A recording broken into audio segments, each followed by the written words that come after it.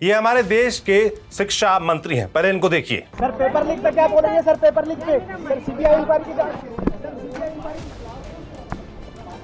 सवाल सिर्फ इतना था कि देश की सबसे बड़ी मेडिकल प्रवेश परीक्षा नीट का फिर से पेपर लीक कैसे हो गया है, लेकिन जवाब देने के बजाय वो निकल गए। और शायद यही इस पूरे सिस्टम की सबसे सटीक तस्वीर है। सवाल लाखों छात्रों के हैं, लेकिन जवाब किसी के पास नहीं। अब ये सिर्फ पेपर लीक की खबर नहीं रह गई है, ये उस व्यवस्था की कहानी है जो हर साल बच्चों से कहती है मेहनत करो, ईमानदारी से पढ़ो, तुम्हारा भविष्य सुरक्षित है, और फिर हर साल वही व्यवस्था बच्चों का भरोसा तोड़ देती है। 2021, 2022, 2024 और अब 2026 इतनी बार अगर एक ही परीक्षा विवादों में फंसे तो उसे गलती नहीं कहते, उसे सिस्टम की नाकामी कहते हैं। क्योंकि नीट सिर्फ एक एग्जाम नहीं था, ये 22 लाख घरों की उम्मीद थी। किसी के पिता ने खेत गिरवी रखे होंगे, किसी की मां ने गहने बेचे होंगे, बच्चों ने कड़ी मेहनत की होगी, और फिर एक दिन ये परीक्षा कराने वाली संस्था एनटीए यानी नेशनल टेस्टिंग एजेंसी कहती है कि परीक्षा रद्द की जाती है। असुविधा के लिए खेद है, बस एक लाइन, जैसे किसी फाइल पर मुहर लगाई जा रही हो। लेकिन उस एक लाइन के पीछे लाखों टूटे हुए बच्चे हैं। ये शायद दिल्ली के एसी वाले दफ्तरों में जो अधिकारी लोग बैठे हैं उनको दिखाई नहीं देगा। 3 मई 2026 को हुई नीट यूजी परीक्षा में करीब 23 लाख बच्चे शामिल हुए थे। 551 शहरों और 14 विदेशी शहरों में 5432 सेंटर बनाए गए। एनटीए ने दावा किया कि 674 सिटी कोऑर्डिनेटर, 6000 से ज्यादा ऑब्जर्वर और 2 लाख से ज्यादा कर्मचारी ड्यूटी पर लगाए गए थे। यानी माहौल ऐसा बनाया गया जैसे देश की सबसे सुरक्षित परीक्षा हो रही हो। लेकिन फिर भी पेपर लीक हो गया। सबसे दर्दनाक तस्वीर जानते हैं क्या है? वो माँ बाप जो सेंटर के बाहर बच्चों की चप्पल, घड़ी, झुमके और नोज पिन हाथ में लेकर खड़े थे। उन्हें लग रहा था कि इतनी सख्ती है तो कम से कम उनके बच्चों का भविष्य सुरक्षित होगा। लेकिन शायद उन्हें पता नहीं था कि सिस्टम बच्चों से ज्यादा लीक माफिया, पेपर माफिया के सामने कमजोर पड़ा हुआ है। अब मामला इतना बड़ा हो चुका है कि सीबीआई जांच तक करनी पड़ी है। लेकिन सबसे बड़ा सवाल अब यह है जो खड़ा है कि जब 2 लाख लोग ड्यूटी पर थे तो पेपर बाहर कैसे पहुंचा? जब हजारों कैमरे लगे थे तो नेटवर्क कैसे चलता रहा?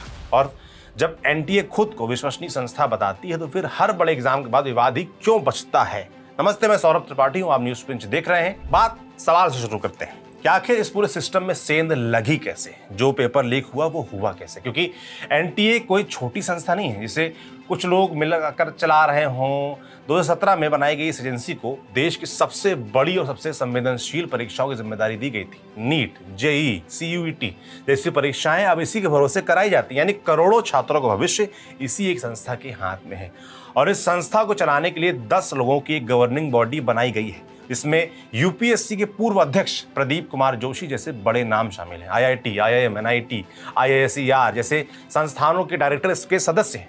जेएनयू और इग्नू के वाइस चांसलर तक इस सिस्टम का हिस्सा है। यानी देश की सबसे बड़ी अकादमिक और प्रशासनिक दिमागों वाली टीम इस संस्था को चला रही है। संसद में खुद सरकार ने बताया कि एनटीए पूरी तरीके से सेल्फ सपोर्टिंग संस्था, यानी ये एजेंसी छात्रों से ली जाने वाली फीस के दम पर खुद चलती है, छात्रों के द्वारा दी जाने वाली फीस पर।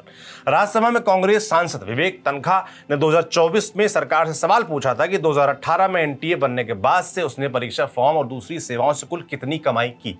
इसके जवाब में शिक्षा मंत्रालय ने कि राज्य मंत्री सुकांता मजूमदार ने संसद में जो आंकड़े रखे उन्होंने पूरे सिस्टम की तस्वीर साफ कर दी। कितना पैसा छात्रों ने दिया और वो कैसे इस्तेमाल हुआ वो बताते हैं। सरकार ने बताया कि 2018 से लेकर 2024 तक एनटीए ने कुल 3512.98 करोड़ रुपए की कमाई की। यानी सिर्फ परीक्षा फॉर्म और उससे जुड़ी सेवाओं से हजारों करोड़ रुपए का राजस्व इकट्ठा हुआ। इसमें से लगभग 3064.77 करोड़ रुपए परीक्षाएं कराने में खर्च हुए। यानी कि मुनाफा एक तरीके से देख लीजिए, ज्यादा बच्चों ने ज्यादा पैसा दिया फॉर्म के लिए और खर्च उससे भी कम आया। उसके बावजूद जो हो रहा है वो देख ही रहे। एनटीए की कमाई और खर्च का सालाना हिसाब देखिए तो तस्वीर और साफ हो जाती है। 2018-19 में एनटीए की फीस से कमाई लगभग 101.51 करोड़ रुपए हुई थी, जबकि खर्च 118.43 करोड़ रुपए रहा। उसमें संस्था नई थी इसलिए खर्च ज्यादा नहीं था। लेकिन उसके बाद कमाई तेजी से बढ़ती गई। 2019-20 में फीस से आय बढ़कर 488.08 करोड़ रुपए हो गई, जबकि खर्च 390 करोड़ रुपए था। 2020-21 में कमाई 494.46 करोड़ रुपए रही और खर्च 426.52 करोड़ रुपए।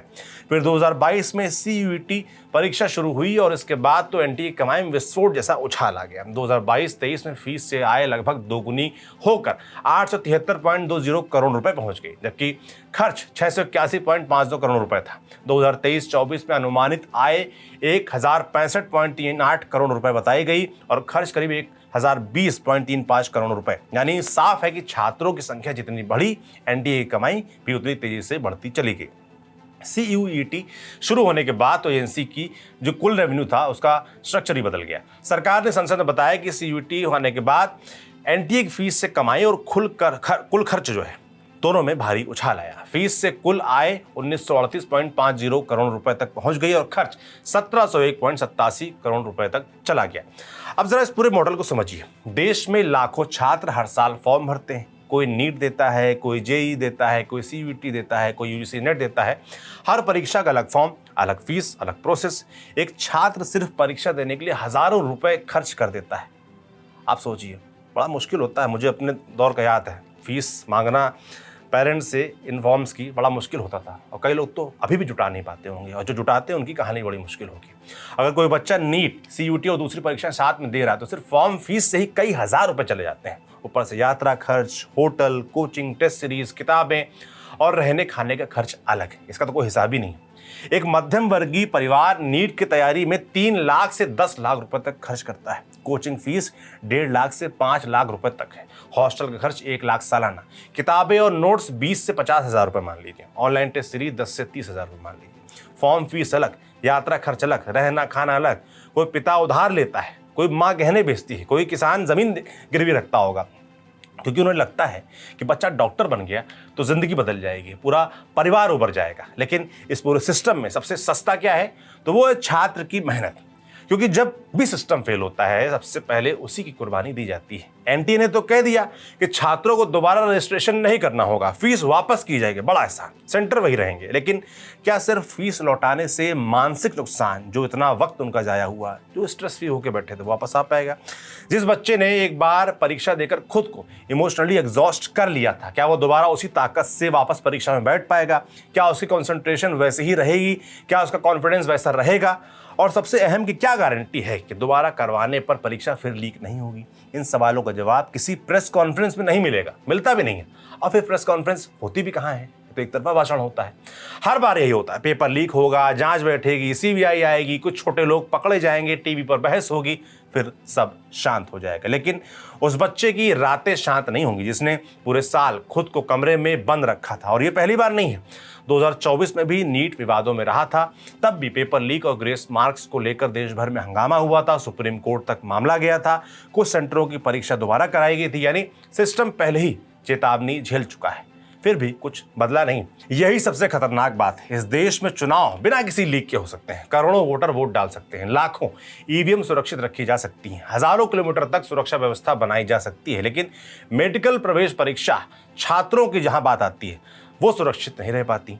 तो सवाल उठता है कि आखिर क्यों? क्या इसलिए कि चुनाव में राजनीतिक प्रतिष्ठा दांव पर होती है और छात्रों की जिंदगी सिर्फ आंकड़े मानी जाती है? जैसे सिर्फ प्रशासनिक विफलता नहीं है, ये नैतिक विफलता है। मेहनत करने वाला बच्चा भी अब सोचने लगा है कि सिर्फ पढ़ाई काफी नहीं है। सिस्टम अगर कमजोर है तो ईमानदारी भी हार सकती है। आज लाखों बच्चे सिर्फ गुस्से में नहीं है, वे अपमानित महसूस कर रहे होंगे। उन्हें लग रहा होगा कि उनकी मेहनत की कोई कीमत नहीं।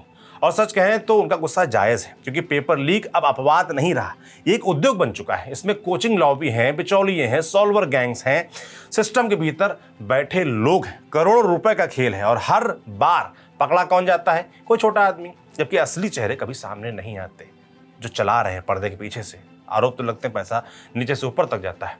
युवाओं को सिर्फ परीक्षा नहीं चाहिए, उन्हें सम्मान चाहिए, उन्हें भरोसा चाहिए, उन्हें ये यकीन चाहिए कि मेहनत जो उनकी है वो किसी भ्रष्ट सिस्टम की भेंट नहीं चढ़ेगी। और अगर सरकारें ये भरोसा नहीं दे सकती तो फिर युवा शक्ति, न्यू इंडिया, डिजिटल इंडिया जैसे नारे सिर्फ मंचों की सजावट बनकर रह जाएंगे। नीट पर, इस हालिया विवाद पर आप क्या सोचते हैं? कमेंट बॉक्स में लिखकर ज़रूर बताइएगा। इस वीडियो की रिसर्च और स्क्रिप्टिंग की थी हमारी साथी खुशबू ने।